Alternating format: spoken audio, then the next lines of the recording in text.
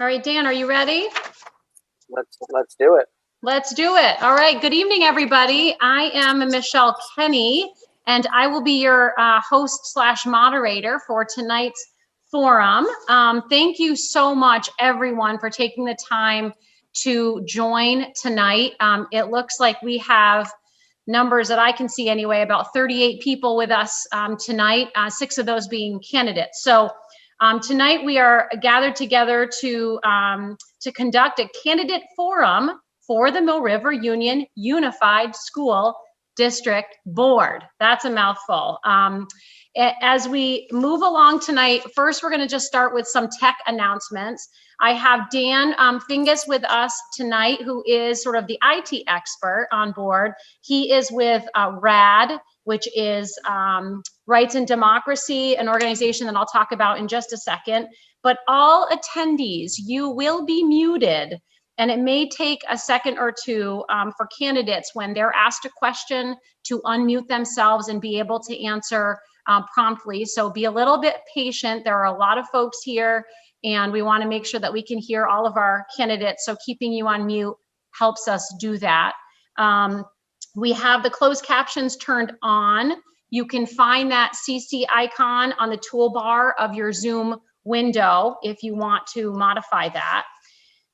If you are having any technical difficulties or need an issue addressed, please chat Eliza Rocca Cedar tonight. She is an intern with RAD and who is monitoring the chat. So you can just reach out to her, ask your question, and see if she can help you out and move forward. So that is the IT information. And I saw a quick question already about whether we are recording this for PEG TV. And yes, this event will be recorded and will air on PEG TV at some point. I'm actually not quite sure exactly when, but it would be soon, considering we're looking at a March 2nd vote. So for those of you who don't know me, I am Michelle Kenny. I am a resident of the town of Wallingford. I am myself a Mill River graduate quite some time ago, and I have 2 teenage boys, an 8th and a 10th grader at Mill River now. I'm a business person in town. I also have a business in Rutland, and so I am honored and privileged to lead you guys through this forum tonight, as I certainly have a personal interest in the candidates who are presenting this evening, as do most of you, which is why you're joining. So again, thank you. So I've already introduced Dan Fingus, who is the Vermont State Organizing Director for the Rights and Democracy. And I've mentioned Eliza, who is his intern at this time. She's from UVM, and again, she's going to be helping to monitor the chat and helping with the audience questions that will come a little bit later. So just to give you an idea, a quick, just maybe a 5-minute spiel on the sponsors for tonight. So the first being RAD, as I've mentioned, the Rights and Democracy. They work in both Vermont and New Hampshire, conducting educational outreach around issues that affect everyday Vermonters, just like you guys. RAD is currently organizing support around the Vermont Renews policy framework. If you've not looked up what Vermont Renews is, I would encourage you to do that. That is, as they say, a grassroots organization looking to deal with some of the major crises that Vermont and New Hampshire are facing, along with the rest of the nation. But check them out. Right now, though, they're focused primarily on weatherization and food justice and organizing parents to help support and strengthen the Vermont public schools, given our current COVID era, which certainly is presenting folks of all walks of life with serious challenges. RAD is partnering up with the Vermont NEA to raise awareness around educational justice issues. There's growing support among the legislation, the legislators, fiscal and educational leaders to move away from a property tax funding of education to more of an income tax-based funding of education. The organizations believe that that's more equitable for low and moderate income Vermonters and simpler, quite frankly, for folks to understand. Together, they're organizing parents to advance a community school model as a strategy to improve educational and equity outcomes, provide increased opportunities for students, and prepare our young people for success as adults.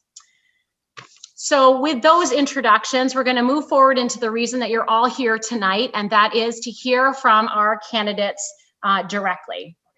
The candidates will be given a minute to introduce themselves to you.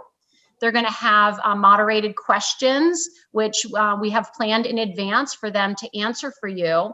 And then later on, we're going to be able to answer some questions from the audience. So you can, as I've already explained, you can add those to the chat, and Eliza will work to put those together for you a little bit later. Please do make sure that you write your question in the chat, because that is where she's looking. So it should be popping up right on the right-hand side of your screen. All candidates running for seats on the Mill River Union School Board were invited to participate this evening. Unfortunately, we don't have all of them available, but 6 of the 10 of them are here to share with you tonight.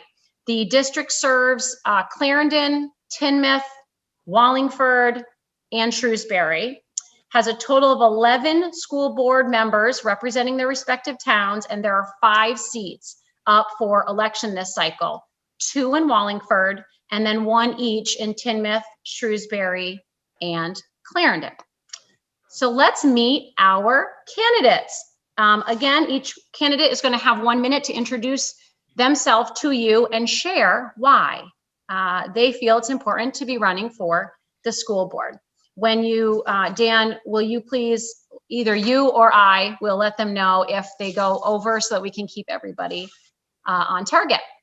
So we are going to start with Clarendon, and Mr. John McKenna is your candidate. So John, the floor is yours. Thank you very much. So my name is John McKenna. I've lived in Clarendon for pretty close to 16 and a half years. I grew up in Wallingford. I graduated from Mill River, went to Syracuse University, and got a bachelor's degree there.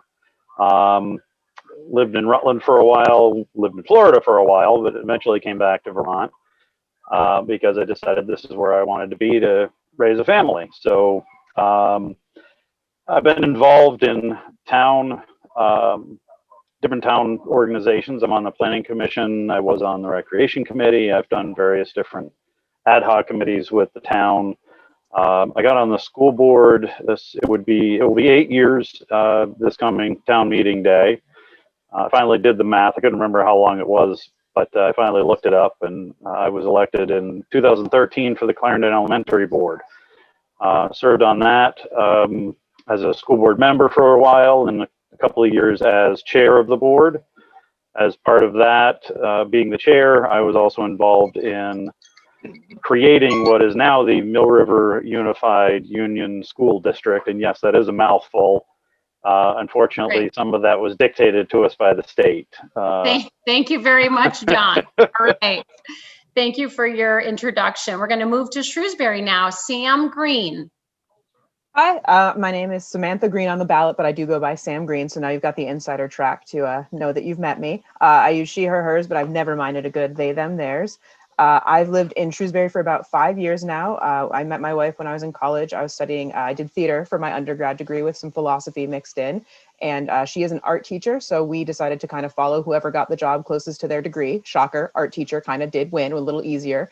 And she wanted to be close to her family. So she also went to Mill River. We moved back here so that we could be closer to her family. Her sister also graduated from Mill River and then went on to Castleton University, which is where I worked for a while doing educational technology support. And then I went to cultural programming.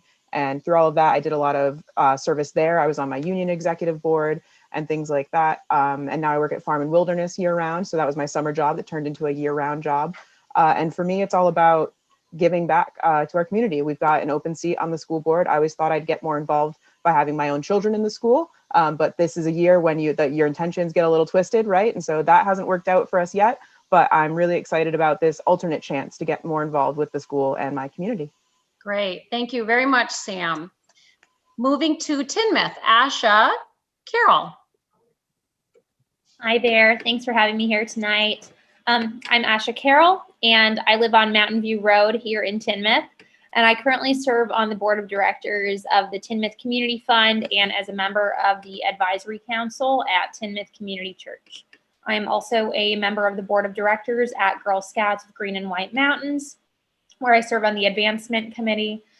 And I am a small business owner, a communications professional, and a former educator and curriculum writer myself, having worked closely with school administrators to develop STEAM programming for economically disadvantaged students back in New York City, worked in Brooklyn, the Bronx, Queens, and Yonkers prior to my and my husband Andy's move to Tinmouth 5 years ago.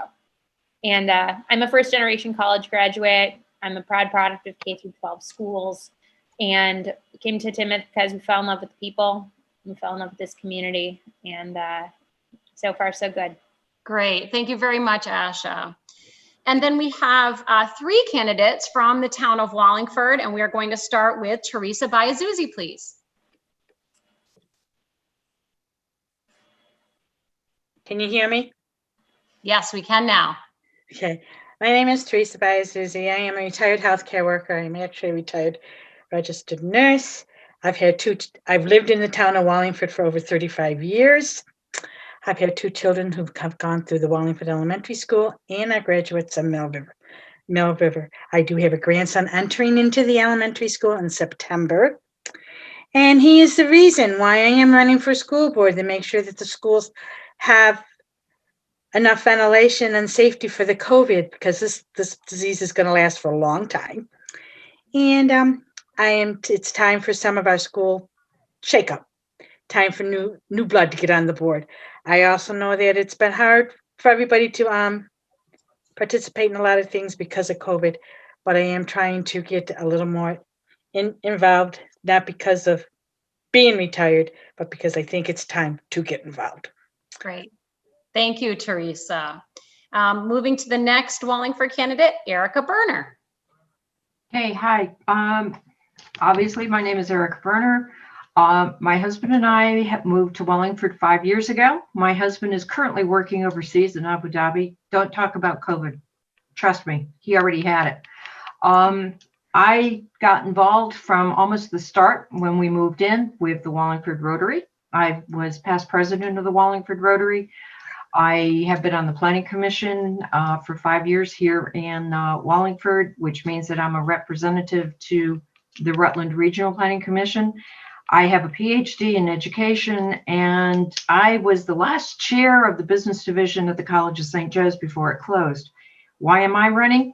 Because teaching at the college level, I see what comes out of the high schools and things like this. And I think we can really do a lot better all the way around, not just at Mill River, but straight across the board. We need to really help our students, and especially with time of COVID, much more so than anything. And my 1 minute's up. Wonderful. Thank you, Erica. And last but not least, Maria French. Hey, I'm Maria.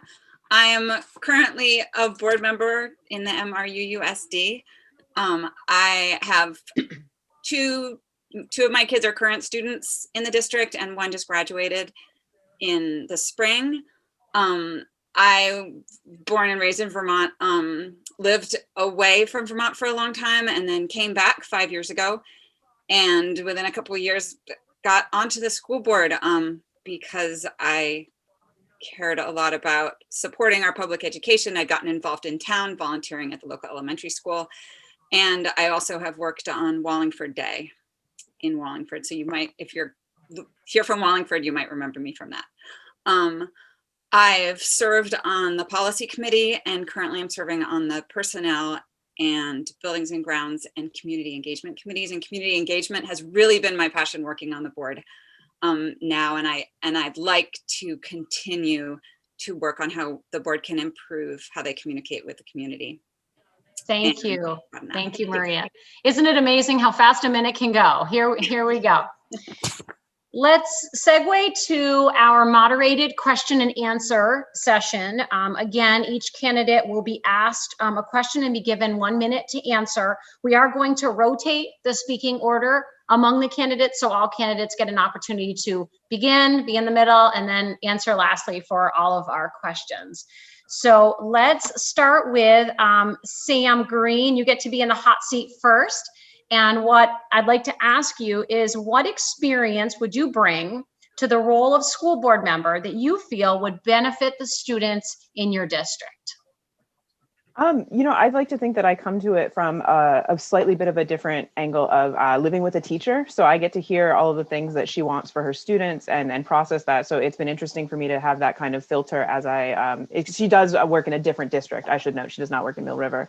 And so I think just hearing about all the creativity that comes out of her classroom as well, for me, it's all about that beautiful cycle of the students feeling empowered to come to the school board members, right? Those are the most cool moments when they come and they speak to you and they directly know what they can ask for and what they need to be supported. And then through meeting and in what might seem sometimes tedium, right? Like a good balanced budget or enacting a really concisely worded policy supports them in ways that maybe they, it's like the sparks of the fire or drops in a bucket that lift them up and really help them succeed.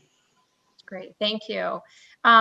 Asha, Carol, same question to you and to all of the candidates. If you need me to repeat the question, I'm happy to do that.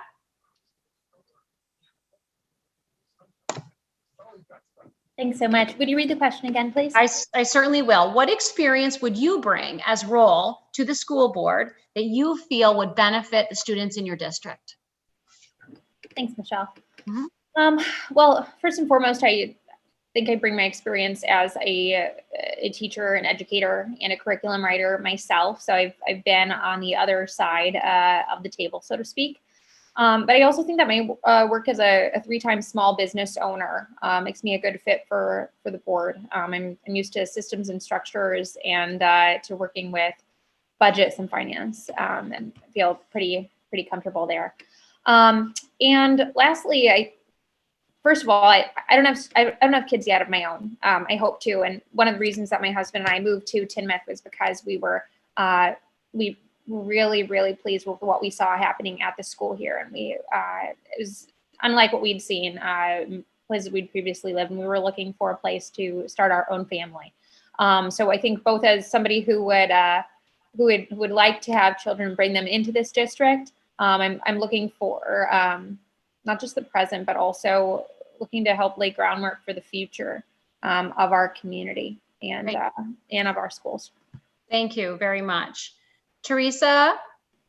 Well, being a grandparent and being just a common sense, bringing basic common sense and as a parent, and I'm hoping that the people of the Wallingford community will understand what's going on with our schools, with the three, with Wallingford and Mill River. I just believe that it open communications to the community is the best, and I just want to make sure that happens. Great, thank you. Thank you. Erica? Well, I have 35 plus years teaching experience, plus I have administration experience.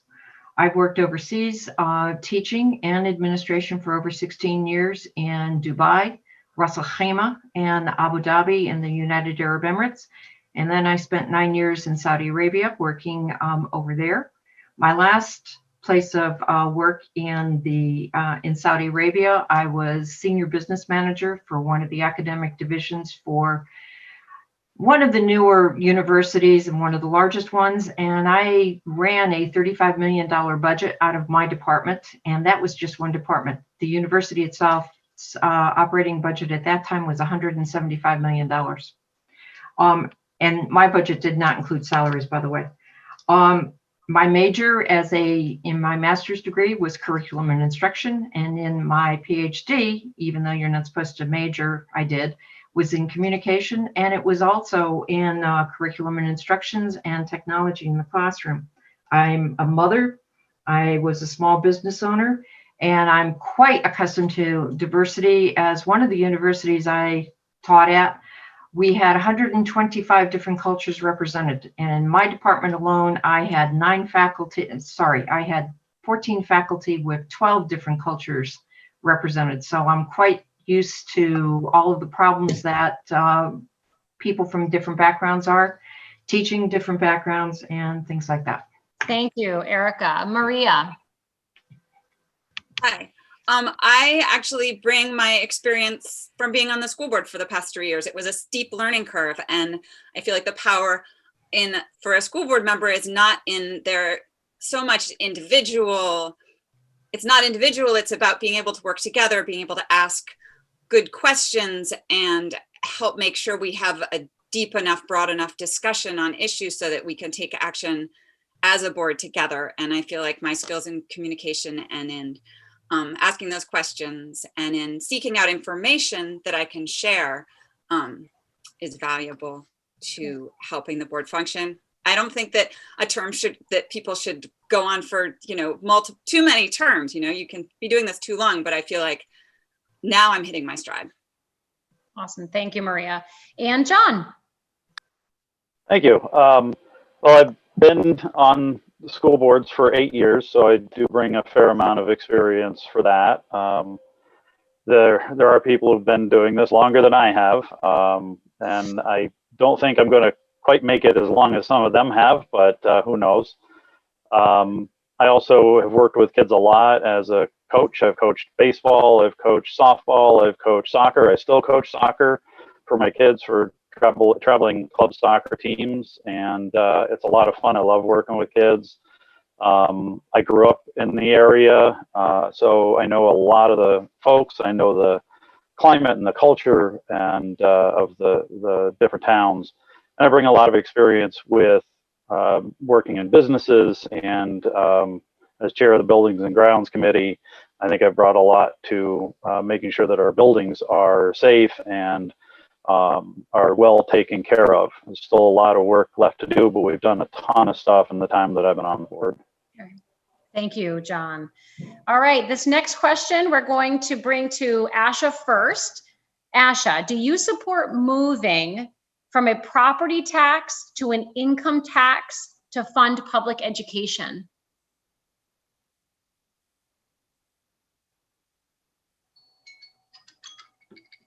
I do. I do support moving from a property tax to an income tax for education because not all Vermonters are property owners. And so just as I want to promote a culture of equity and inclusion at our school, I would hope that our school funding could also come from a place that is equitable for all Vermonters, and that really helps spread things out for folks. Thank you. Teresa.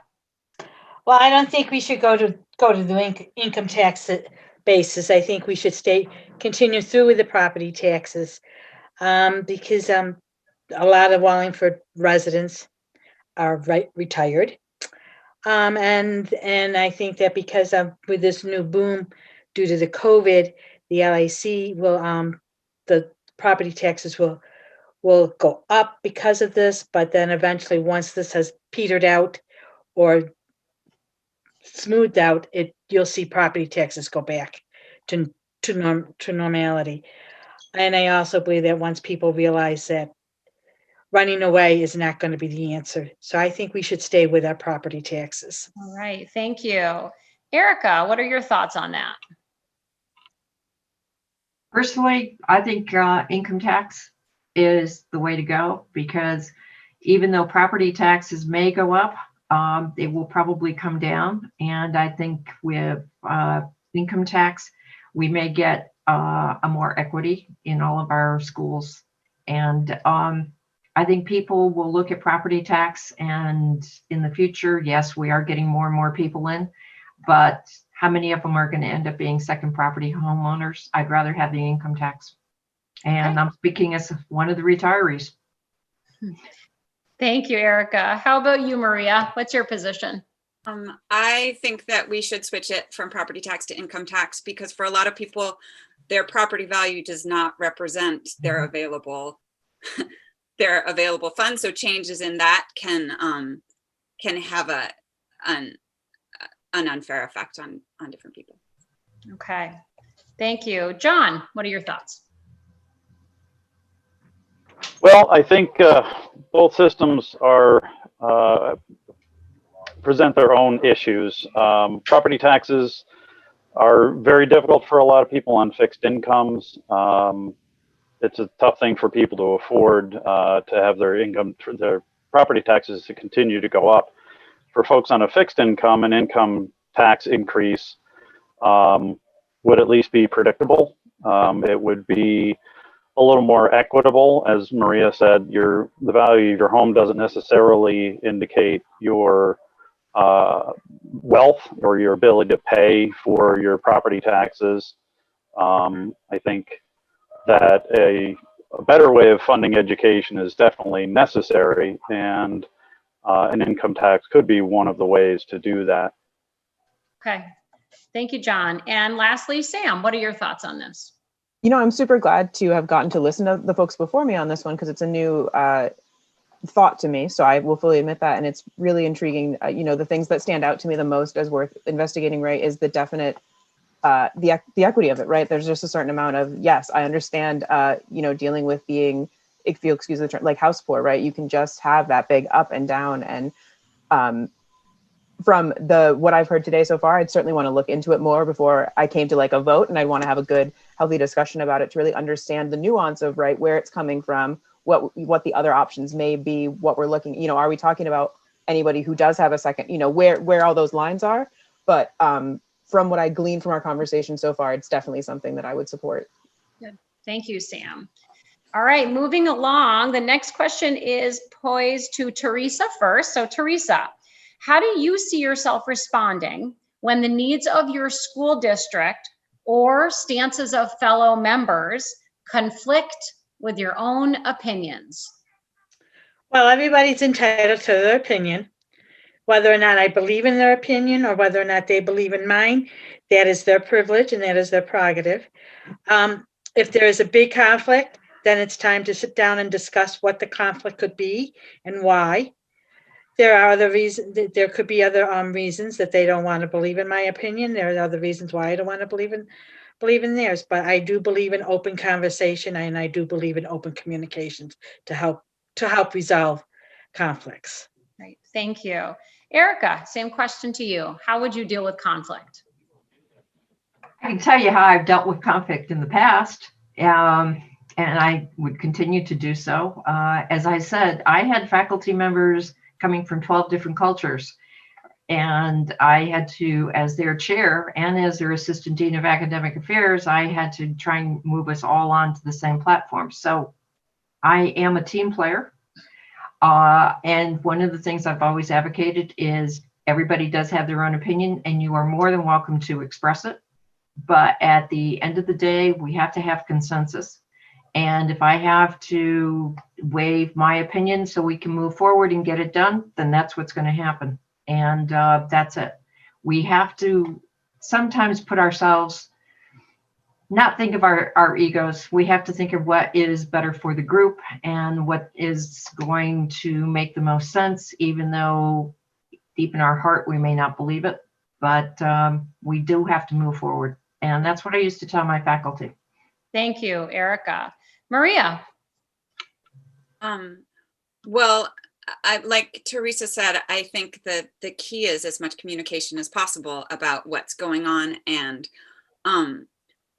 learning as much as I can about different people's points of view and trying to understand why this is important for them and why this is important for the district. And I do believe that through discussion, we can always get to not just compromise, but to a decision that is stronger and more suitable for everyone than what any single proposal that someone could have brought, if those aren't acceptable to everybody. I believe that that's possible. Thank you. John. So the most important thing to me in any decision that I make is what's best for the kids, what's best for the students. And what's best for the students, what is best for the faculty, the staff, The people who are in direct contact with the students all the time, they are the reason that we're here, that we are school board members. We have had occasion to deal with a little bit of conflict this year, and I've dealt with it in the past.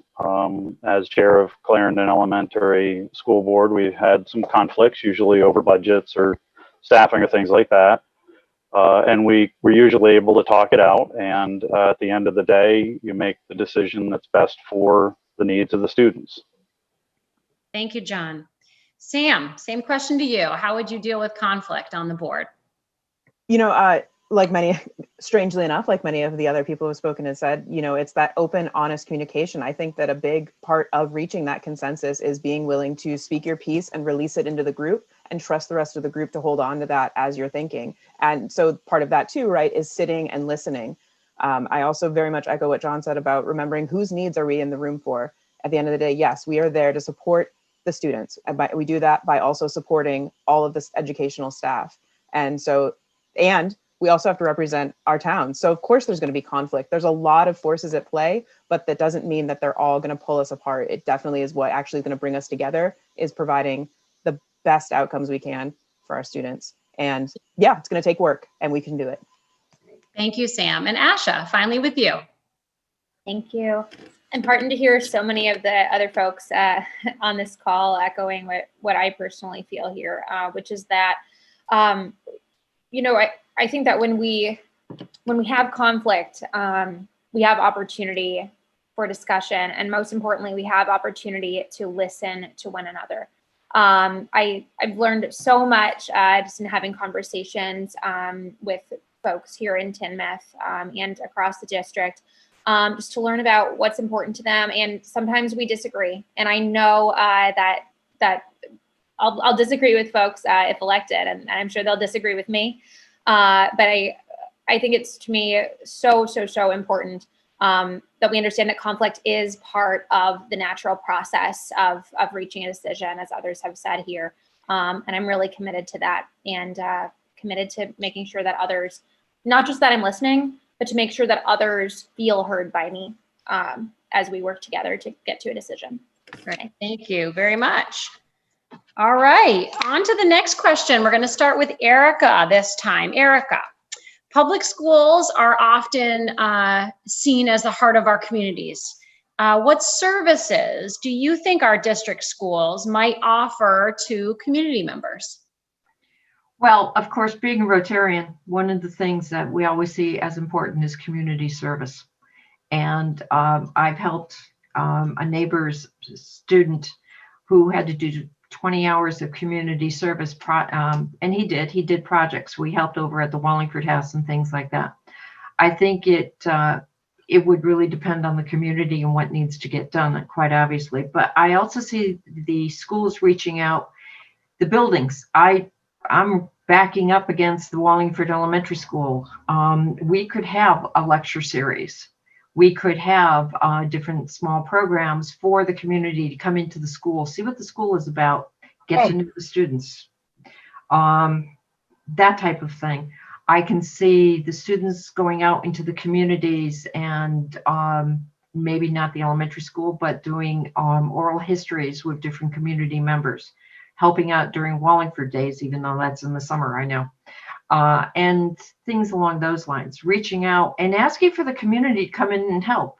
Storytelling in the library, or helping put books in the library if necessary, or different things like this. In other words, reaching out to the community as what's going on with the mentor program, be a mentor if necessary, especially now with COVID and things like this, helping the students. I mean, my expertise may be in history, your expertise might be in English, and we have students that are struggling with both of those. So why not help those particular students? It's a two-way street. Having the students come in and help a elderly person with, you know, moving things around their house or something along those lines. All right, Erica, thank you. Maria, what are your thoughts on what services might be offered? Well, just within our schools, education, but besides education, we also, I mean, we provide social emotional support for kids. We feed them. We don't just feed our students, I think we're still feeding everyone up to age 18. I have to check on that, but that's what we have been doing. Like Erica said, we provide space. We're the heart of our community. It's a place to gather each of the towns does it in a different way, but it's still really, especially for the elementary schools. We provide space for sporting events and for community events, and opportunities for volunteering and for community service. Great. All right, John. Well, it's a tough act to follow because a lot of what's said is things that I already would have said. I know that the schools themselves provide a center and a heart for the community, a place for folks to gather, and not just for sporting events, but for cultural events. Mill River in particular has some incredible music and drama programs that they normally put on that have been unfortunately put on hold for COVID. But I think the schools can also serve as sort of a cultural center for the communities, for each of the communities, and then for all four of them coming together at Mill River. Thank you, John. Sam. Yeah, like I said before, to me, the school, right, is that connection that brings you all together. It's where you're going to meet new friends. I always joked that we make our biggest connections with whoever. I was like, I hope whoever our kid is makes some good friends, because we're going to have to be friends with their grown-ups too. And that's still true. So, you know, to me, it's when I think of the community, it's the things like the craft fairs, right? Like I go to the Wallingford Craft Fair every year and participate, and it's just so much fun to meet folks and see what your neighbors get up to in their garage when they're tinkering, and then to spread that joy to kids and make them want to have that sort of creativity. So to me, it's that cycle, right? Also what Erica's saying about service learning and going, and you know, when something needs done in your town, well, we got a whole bunch of people that want to do it, vice versa. Either we will help the school or the school helps the town. And that's just the good stuff. That's the stuff that gives me warm tinglies, and I could go on forever. So I'll cut myself off. Well, we're not going to let you go on forever, but thank you for your response. Asha, what's your response to that? So can you provide me with the question one more time? I certainly can. Public schools are the heart of our community. What services do you think our district schools might offer to community members? Sure, thanks. So I think that the success of all depends on the success of each. And right now, during the pandemic, we are all, you know, I think a lot of us, we're more separated than we were previously. And I think with other growing divides in our world, it can be easy to feel that we don't have much in common, or that we are living apart somehow. But our students still have to learn, no matter what. Like every single day, our families, our students, they're showing up, even if it's a challenge, even if they're meeting barriers. Our school is still that connecting force, and I know that we have work to do there. But I really, really believe that right now our school as a community gathering place is more important than ever, and that can be in person, that can be outside, that can be digitally. And I also just want to say that our schools also create our future leaders here in our towns. And so I think that the more that we can build opportunities for students to lead, whether it's through academics or it's through sports, extracurriculars, et cetera, I think that our schools can really be that building ground for our students to become the leaders that we're going to see next in our towns. So. Thank you. And Teresa. Well, we've had these discussions about communities through the schools, and I know when my children were in the elementary school here, we've had various activities, like we've had a month's worth of history lessons done, where they've worked on various history projects, or they've had other activities, like they've done a contra dances up until, I don't know, maybe a couple years ago. They haven't been doing them. But I think part of it has to do with parents getting involved with the school more. I also think that we should have more open discussions with maybe foster parenting coming in to help the children grow a little bit, to grow a lot, and learning how to be part of this. part of being part of the community, because they really are small and they don't know how to be part yet. But I also know that Wallingford Elementary School has done a lot of community activities where the community was involved. And like I said, the contra dances was part of them. They've had the winter sports programs. They've had they go to other they go to different areas. I do know the after school program, which is a part of the community. It takes them down to I believe Jackson, down to Ludlow at Okemo. Can't think of the place proper name, but I think it's not Jackson Hole, but it's Jackson something. Jackson Gore, I think it is. That's where, Teresa. there you Great. go. Thank you. Thank you for your response. All right. So moving to another topic, and Maria, you have the honor of taking this big, what I would consider a pretty big question first. They're all important questions, but this next question is, what do you see as the school district's biggest challenge right now, and how would you address it? Thanks, Michelle. I would say that right now our biggest challenge is coming back from the pandemic, is figuring out, I mean, we're not through it yet, but I think we can start to see the other side, and to prepare ourselves for that and take what we've learned about remote learning and take note of what we've learned so that we can do it better in the future, and take note of what our students need, because right now they've had a hard time and they've been under a lot of pressure, and we need to be aware of that and help fill maybe some gaps that they've seen. We need to support our teachers who've also been working above and beyond for the past year now. And they worked hard before. So all of those things, and within the context of financial pressure. Thank you. John McKenna. I think one of the things that the pandemic has really brought out is a lot of inequity in education. And I think trying to rectify that is going to be a huge challenge. It's because there are so many aspects to it, so many different things that go into it. Trying to find the right ways to address the inequity that some students are facing is a huge challenge. And budgets are always a challenge, and it seems like maybe it's two different things, but they're not really, they're connected. How do we afford to take care of all of these things, give kids the best possible education that they can get, while at the same time making it affordable for the taxpayer? So that's a really tough balance to try and achieve, and that's going to be one of our biggest challenges, I think. All right, thank you. Sam, what are your thoughts? Yeah, much like those who spoke before me, it's really about, not just the short-term impact of the pandemic, but just if we can start gathering again soon, right? There's long-term impact of this. There's definitely been socioeconomic impact, like people just want to be with their friends. We all want that, right? And we just got to support those teachers. Like I think too often about, I see it a lot at home, just how hard these teachers have had to redo their entire curriculum and to figure out different integrated learning. Is there been some great things that we've learned? Like, sure.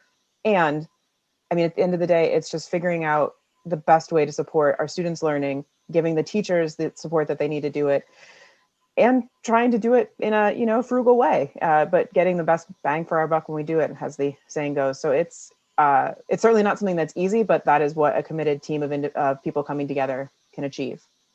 Thank you, Sam. Asha, to you. Sure, thank you. I'm going to echo what others have said, in that the pandemic has certainly exposed the inequities in our community, and it's magnified the circumstances, particularly of our families who live in economic need.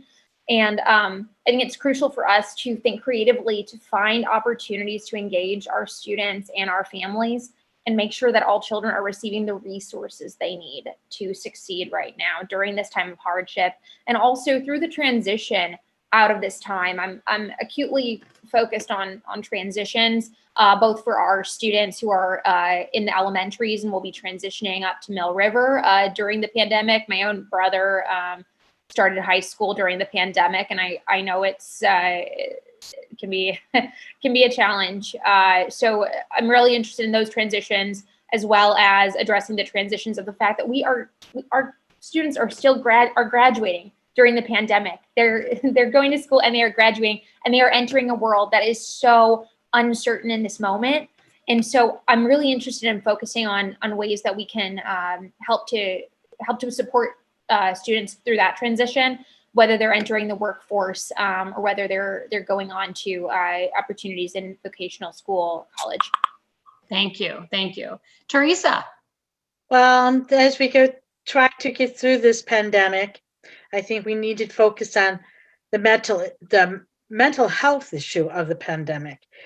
I have to echo in that because we are stuck inside or stuck between a rock and a hard stone, because we're now getting into the vaccination area. Don't know who's going to be able to move and who's not going to be able to move. But you got to look at the fact that the young people are focusing, trying to get through school, but they also want to be with their friends. And that's important. And if they cannot do that, their mental health gets involved, and we need to focus on making sure their mental health stays as secure as ours. So it's a tough row to toe. Thank you, Teresa. And lastly, Erica. Well, of course, I'm going to echo what everybody has said, because I put that down in my notes already, and I made notes on it. However, I also see some of the biggest challenges that we have are seeing the opportunities that this has been able to create. Transitioning and mental health, I thoroughly agree, and that's number one. Number two, but the other thing is, I think with integrated learning, with Zoom meetings, with Skype and things like that, I think we're coming into a new way of teaching. And I will be one of the first to say that we may be getting out of the classroom a lot more, and we might be able to bring in more information into the classroom. The students may learn better. Some students, I have a grandson who goes to school, high school twice a week. He's also in that transition. He's graduating, going on to college. I have a granddaughter who's going on to middle school. She goes every day. He goes twice a week. They're both learning because it suits their learning styles. And so I think what we're going to find is that some students will do better, not necessarily 5 days a week in the classroom. And how are we going to continue to reach them? I think the other thing is a lot of parents are taking their students out and they're homeschooling. How do we reach those homeschool children and maybe bring them back into the system, or continue to reach them and make sure that they're part of the system, even if their parents are keeping them at home? So I think we do have a lot of challenges, and I also think we have challenges we haven't even thought about yet. All right, Erica, thank you very much. I think that all of us can agree that having an inclusive atmosphere at school is incredibly important and more relevant than ever, if one can say it that way. How can you, as a Mill River School Board member, make diversity, make the diversity of students a respected matter, and ensure that the diversity of all students is supported? So we're going to start with John. Real quick, I'll just jump in real quick, Michelle. This is Dan. Josh Bowen, who's a junior at MRU, just added almost the same question in the chat, which is, as a Mill River student myself, I would like to know what you as a candidate would do to improve racial equity in our community. So want to make sure that Josh gets shouted out too as we guys answer the question. Great. Well, Josh is getting his question answered by the whole panel. So here we go. John, first to you. All right. Well, thank you. I think one of the first things that we need to do is make sure that students from historically marginalized communities feel welcome in the school. And that's not just people saying hi, it's being represented in the books and the posters and the textbooks and the halls, and being able to see people like them represented everywhere. It's teaching about different cultures, and it's teaching about the history of the United States that we didn't all learn in high school, because I've done a lot of reading over the past several years about history that isn't taught in the schools, and there's a lot of it, and it's not always pretty. It's not always, you know, the Disneyfied version of the world, but it's reality, and we aren't teaching that right now. And we definitely need to be doing that. We need to be respectful of other people's cultures and other people's gender identity, sexual identity, all of those things. It's extremely important to make sure that all people are made to feel welcome in our schools. Thank you, John. On to Sam, same question. Certainly, you know, I think that it's a triad when we think of the diversity that we're looking at. It needs to be done. We're going to welcome diversity by having equitable practices in our school that are inclusive. So it's not just acknowledging all the hidden rules that we kind of already have of how to be a person in our school, whether it's an educator or a student, but also listening to what our community and those folks need from us to include what's important to them and their history and their background. So, and a big part of that, obviously, as a school board member to me, is making sure that educators have the resources and the support to learn how to integrate these new sources, these new ideas into their curriculum as part and parcel of it, not just 1 month out of the year for any topic, because folks exist year round. And then we need to trust our educators to guide our students through the beautiful and vulnerable work of learning about all the different kinds of people they are, all the different kinds of people there are in the world, and how we can all come together to, you know, acknowledge that experience. And I think that that's what's important. So to me, yes, getting to see themselves in all different ways and getting to learn how to see other people and respect other people's, I mean, that's education, right? That's what they're going to school for. That's going to spark them. So. Thank you, Sam. Asha, same question to you. Sure. Could you ask the question one more time, Michelle? Certainly. How can you, as a school board member, make sure that the diversity of students is respected and supported, acknowledged? Thanks. So often I hear folks speaking about creating an equal playing field for our kids, but in 2021, we know that equality is not equity. So I think we need to recognize the hard truth that we have students in our own community who need additional care and support, especially right now as we are navigating this pandemic, and also the pandemic within that pandemic, and that is racism. So I want to acknowledge that reality that our BIPOC students, our LGBTQ plus students experience school differently than our white or our cis students. So and many of students in these communities experience microaggressions every day, even from well-meaning teachers, classmates, or even family members. So I know I've only got a minute, but you know, I could go on much longer on this topic. But I think it's so important that teachers, administrators, and as a district that we examine our policies to correct policies and practices that might be inadvertently racist, sexist, homophobic, transphobic. And I think we have a responsibility to create a safe, welcoming, and respectful environment, allows our students to feel seen and heard. And I think we need to acknowledge that the work needs to be done, that we are not perfect, that we are far from perfect, and that we can't delay in doing this work. Thank you, Asha. On to you, Teresa. I think equality and inclusiveness and diversity is very important among our students. I do know that it's a very important subject with a lot of us. Inclusiveness and diversity started way back when I was a kid. I mean, we're talking when I was in high school back in the 70s. So this is not a new subject, but what is a new subject is some of our new teachers have not learned this information in school, and they need to know it, which will help bring it forward to help their students who are having issues, and parents who are having issues with it. Okay. Thank you. Erica. Well,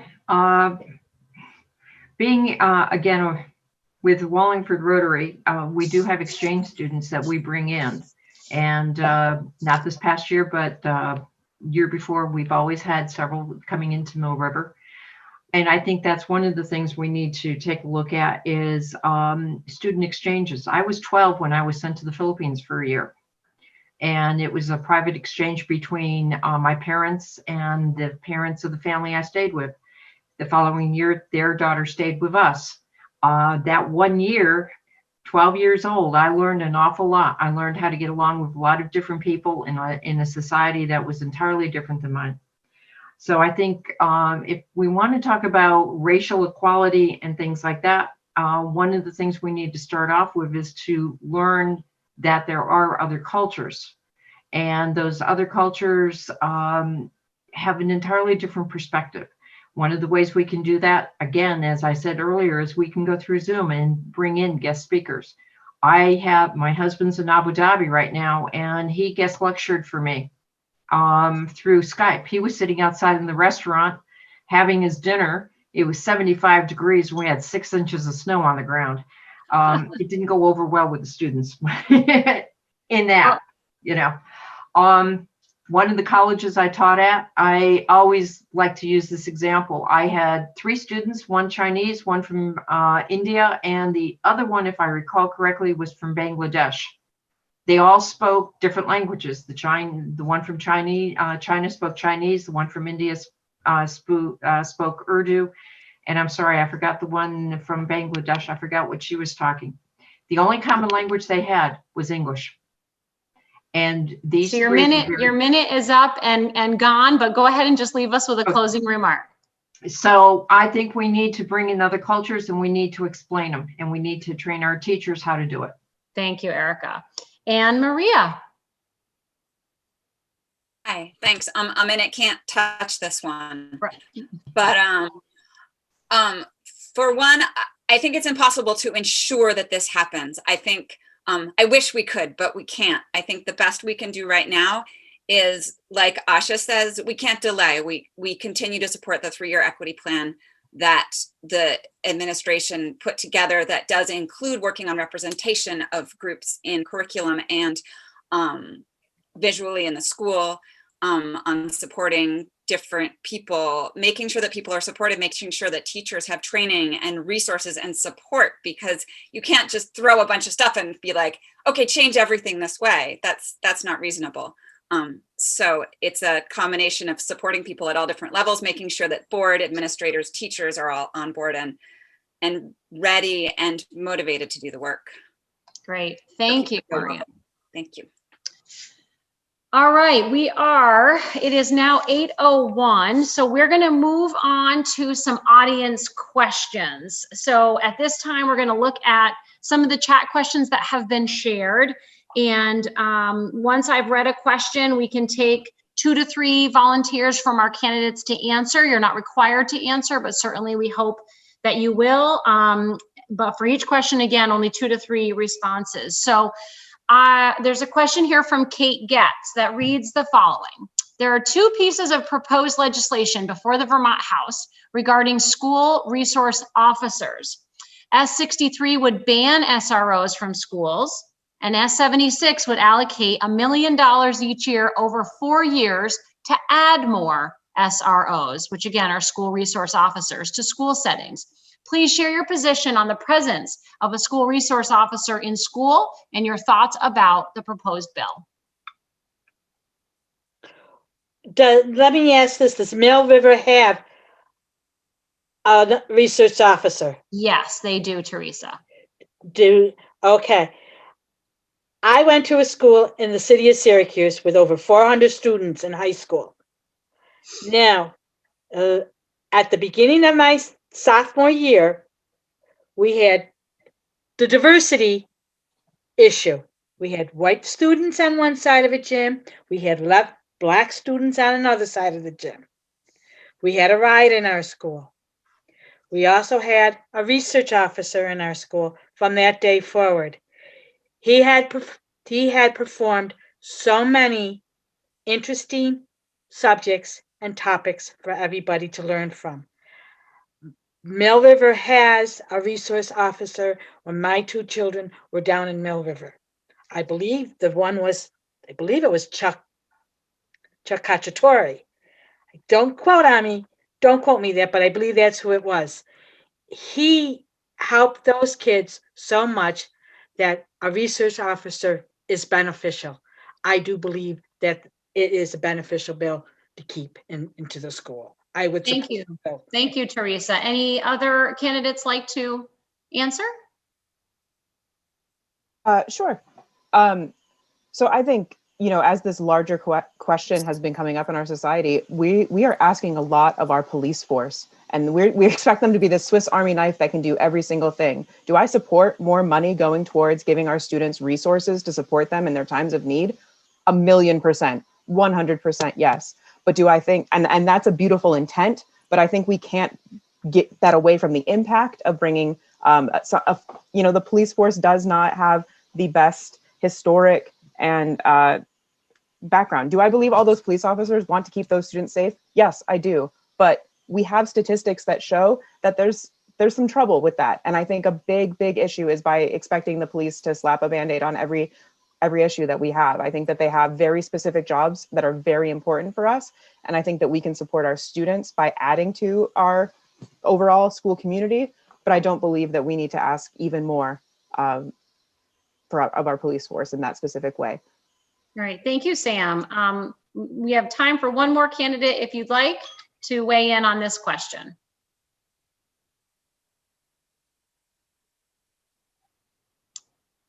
All right, hearing no talkers, I'm going to move on to a question from Jean Marie Walker. Do you support increasing mental health services in the school district? What do you see as the predominant mental health concern of the students in our district? I'll speak to that if you don't mind. Sure, John. I think one of the biggest issues that our students are facing is dealing with trauma. Trauma comes in many forms. It can come from drug addiction with the adults in their lives. It can come from being homeless. It can come from all kinds of different places. And I absolutely support increased mental health services in the schools. I think our society as a whole needs to get away from the stigma associated with mental health issues and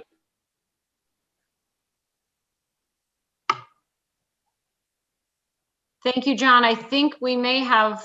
be supporting more. Oh, sorry. No, you just joined us again. We lost you there for a minute.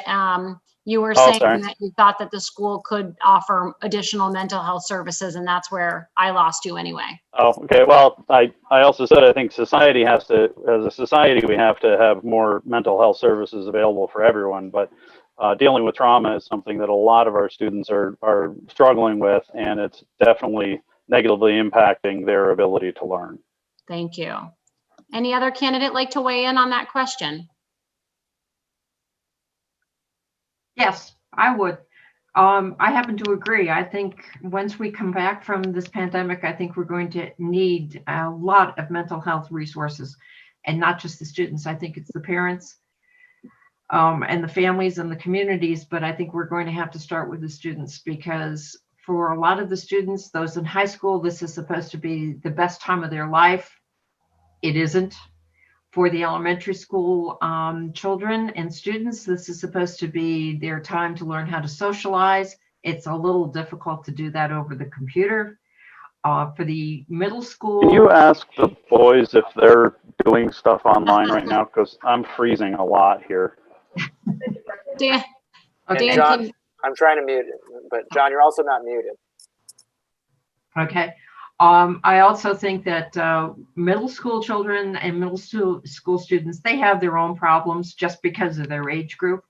And then you throw this isolation that we've all had on top of it. And I think we're definitely going to need a lot more resources than what we have. And I think the issues are going to start popping up. We won't even get into the fact that addiction is going up, and so is alcoholism among the adults. I don't think we know how much it has affected the students yet, but I am quite sure it has. And I think we're going to have to start dealing with that too. And the sooner the better. Thank you, Erica. Anyone else?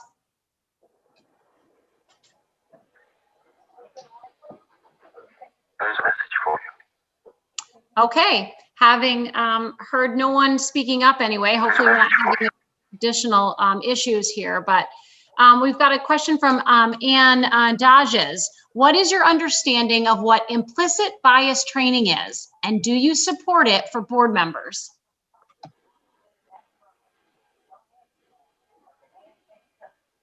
I mean, I'll answer. I just wanted to give other people a space to talk if they wanted it. You know, we all come from a different background. We've all got our own different life experiences, and we're going to bring all of that with us. And I think that in order to make decisions and to have real consequences about that are going to then stem out to a bunch of other people, it's important for us to examine the different lenses that have shaped our lives. You know, there's different ways in which we have been the privileged one, and there's different ways in which we have not been the privileged one. And I think it's important to always keep those questions in your mind. So that's what I believe implicit bias training does, is make you realize, that's why I see the world through this lens. That's why I understand things this way. And here's how I can help more folks benefit from my decisions. Thank you, Sam. Anyone else? Yeah, I echo what Sam said. It helps us. It helps us understand how we're looking at situations or problems or challenges, how we react to new people in our worlds or that we interact with on a daily basis. And I think it is valuable for the board. I think on its own, it's not. I think it needs to be part of a well-designed training possibly. And the board actually right now is doing equity training. That's so far we've had one session and it's been really powerful. And I'm looking forward to more should I be reelected. Excellent. Thank you. Anyone else?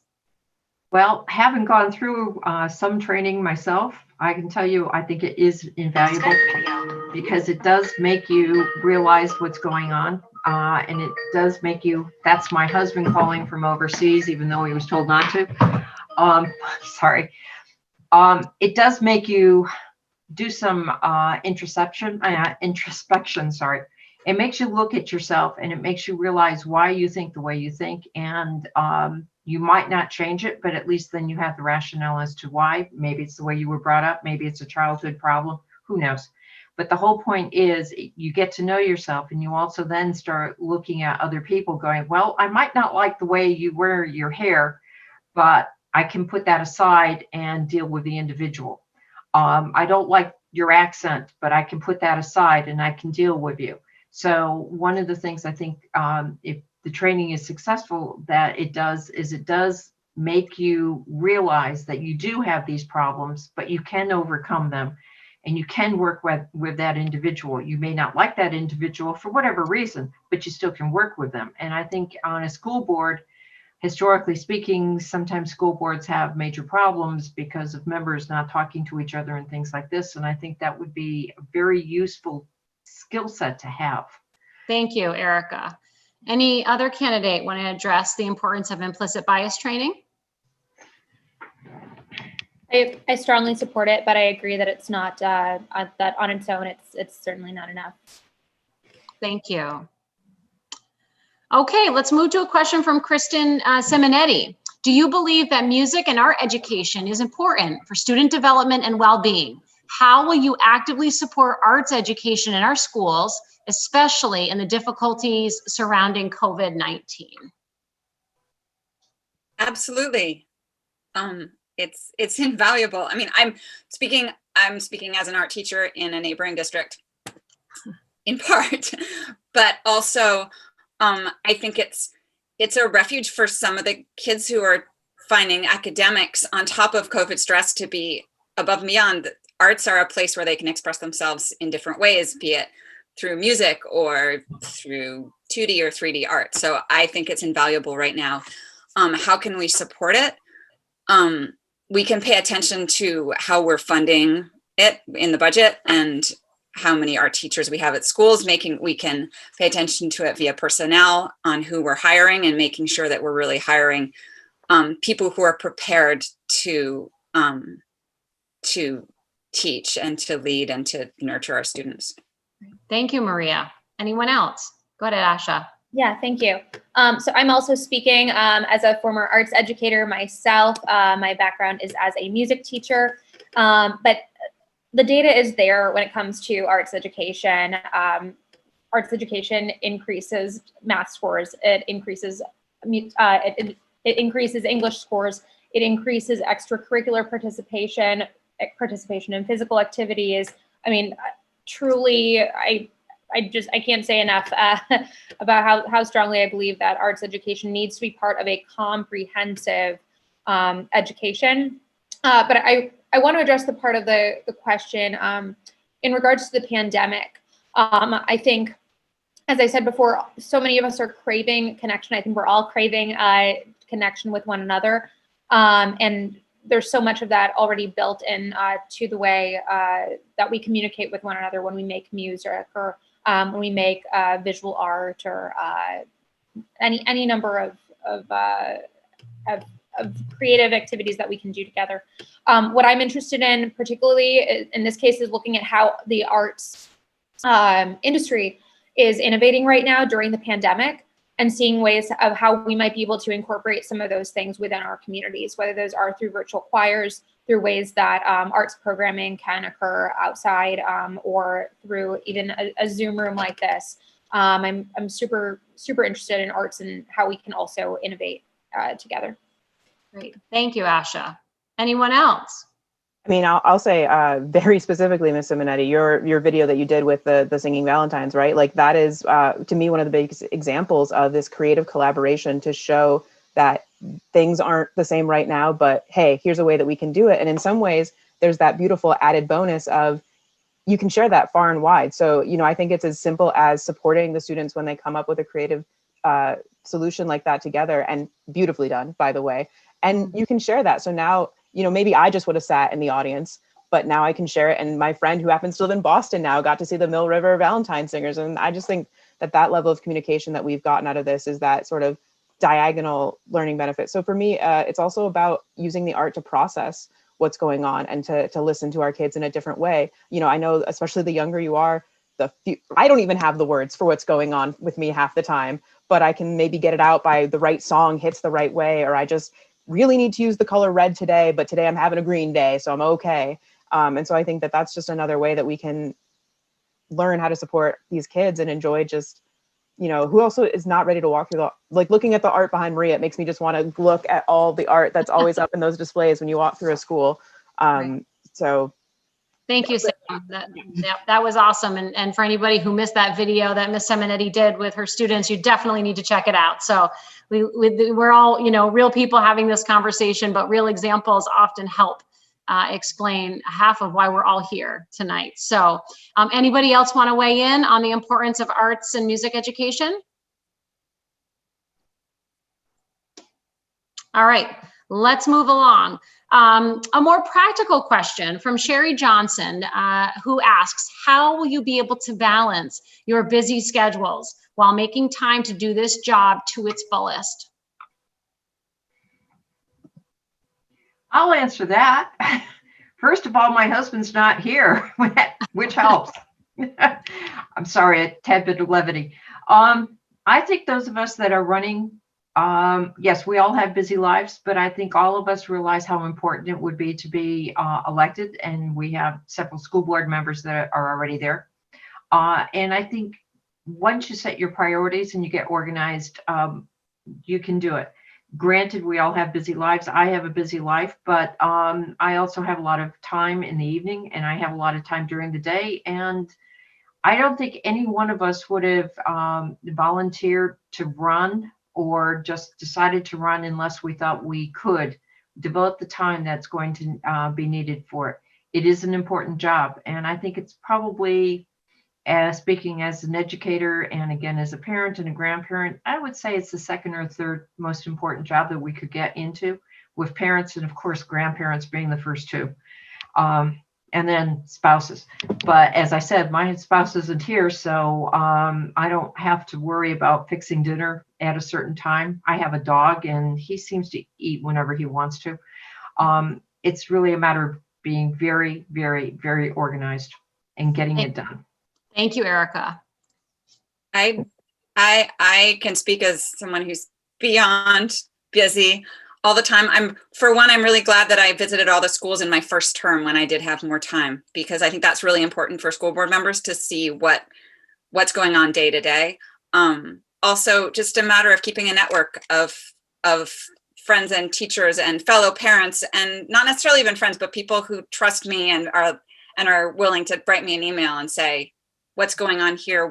How do I do this? I think it's easy to fit those things into a busy schedule. It's possible. And that my busyness comes from teaching, which gives me an eye on what's going on for students on the day-to-day, really helps support the work that I do on the school board. Thank you. Anyone else? Well, I could speak to that too.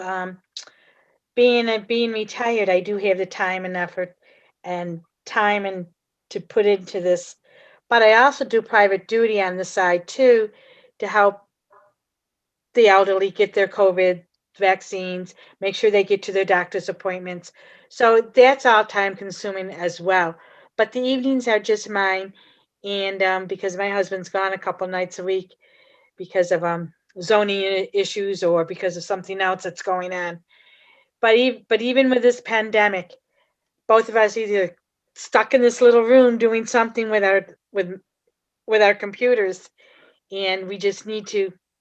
It's a job that has to be done, and it's an important job, as well as being a parent or a grandparent. Just staying connected with the community this way is important too. Thank you, Teresa. If I could just speak briefly. I think that the very activities that are keeping me so busy are the strengths that I bring to this position. I'm already involved in my community here in Tinmouth. I'm involved across the state and in Vermont and New Hampshire, as I mentioned, through my work with Girl Scouts. I'm proud of my community participation. And if anything, these experiences have taught me how much I value this sort of work. And so busy, certainly, but I wouldn't be running if I didn't think I could give 110% to this role. And I also want to say, I know that that school board meetings are just a small part of the responsibilities of a school board member. So also I think, kind of having that wide view at the position helps me think of it less than, here's a few hours on, a couple nights a month. And instead, I'm really looking at it as, if elected, I'd be really adding this as a core part of my life. And that's the dedication that I want to have. Thank you, Asha. All right, so let's move on. We've only got a few minutes left, so let's move on to a question from Sherry Galden, which is, what is the role and potential of outdoor education and time spent outdoors at Mill River, both during and then beyond the pandemic?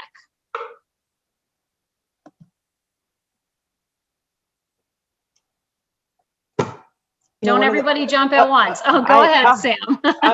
One of the things that, if I may be a little Shrewsbury flavored too, that I love about our school is that it's called the Shrewsbury Mountain School, right? One of the biggest joys I get is whenever I see the things that the kids are doing outside and getting to learn to love nature, because to me, it's not just about their own physical health, right? Like just going out and hiking, like how lucky are we that we've got, I don't know what your trails are like in other places. Sorry, I only live in Shrewsbury, but we've got this beautiful Coolidge Forest. We've got all this beautiful resource that not only can our kids go out and, it's like sneaky healthy, right? Like I like going on a big old hike, even though I wouldn't maybe go for a walk down the road because, the views that you get.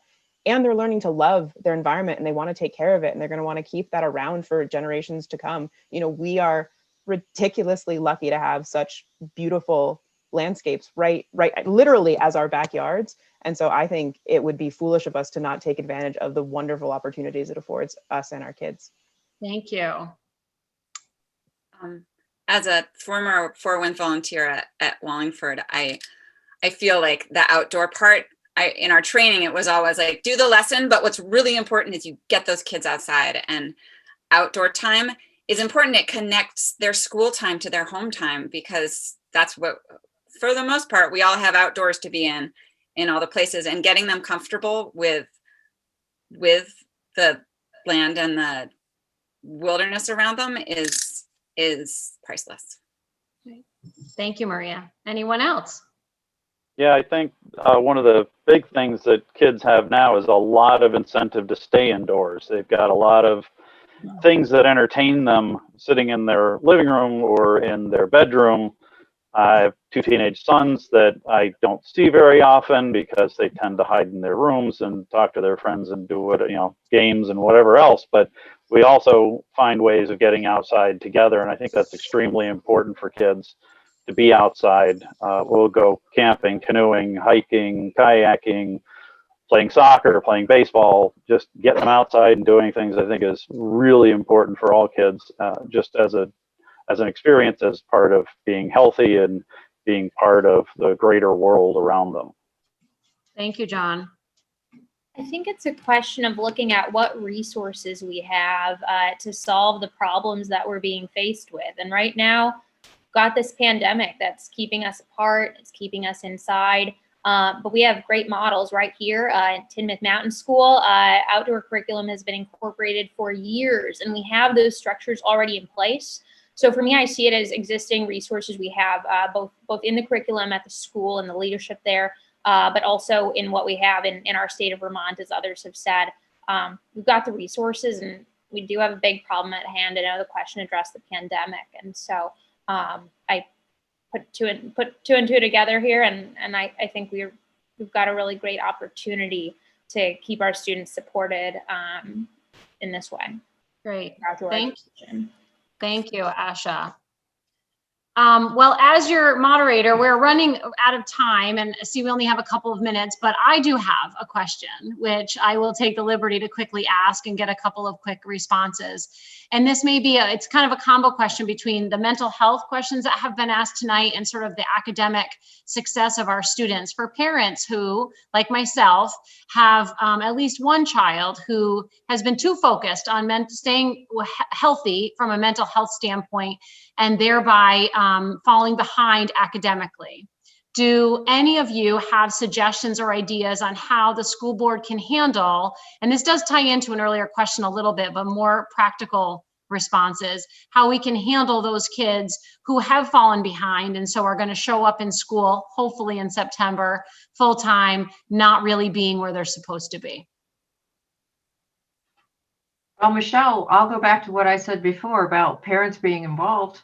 I think we've got a lot of people that are very well educated and would probably be very good in helping these students get caught up on a one-on-one as mentors or as after-school tutors or that type of thing. Or even if it's just going and sitting outside with parental permission, of course, sitting outside and going over the lesson with them. In other words, volunteer tutors. Way to get the community together, way to get the students together, do it in the schools, do it outside, do it on the weekends, have a phone numbers where if a student needs help that they can call somebody who is not judgmental. As I remember when my daughter was doing her history, she's not a history major, and I was. And you'd get frustrated because why don't you get this? It's easy. Whereas somebody coming in from the outside seems to be a lot more patient. And I know that seemed to work in a lot of places where I came from with the teaching and also with being a student myself. My mother never had patience for me, but my next door neighbor always did. Great. So, Thank you. Thank you, Erica. Anyone else want to address that quickly?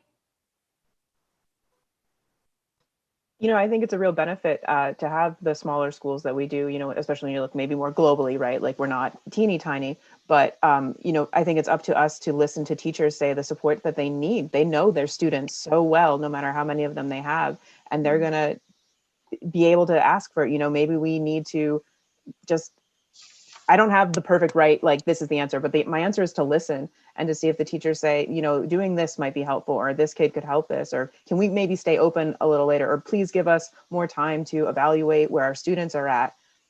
Again, I might be a little big for my britches in that sense, but really I think that the teachers are that connection that are going to say, this is what I need to help these kids get back to being where we'd like them to be. Great. Thank you so much, Sam. All right, well, it is 8:30, or it's very, very close, so we need to wrap it up. I would like to close this evening by really thanking you all for not only participating and taking the time out of your evening to present yourselves and responses to questions, but I particularly am struck by the candid nature of your responses, and also really how thoughtful they were and directed toward really answering questions for people. So we live in a very difficult time for so many reasons, and I'm sure those who have lived in centuries past would say the same about when they lived, but here we are, and this is what we know. And, you know, facing COVID-19 and facing the racial inequality issues, and I mean, the mental health crisis, I mean, it goes on and on. And so I just really thank you all for being here, for obviously being well informed and wanting to do the best for your communities. So thank you for, you know, putting your hat in the ring. And I guess that's it. So thank you all again, and I hope you all have a good night. Everybody vote on March 2nd.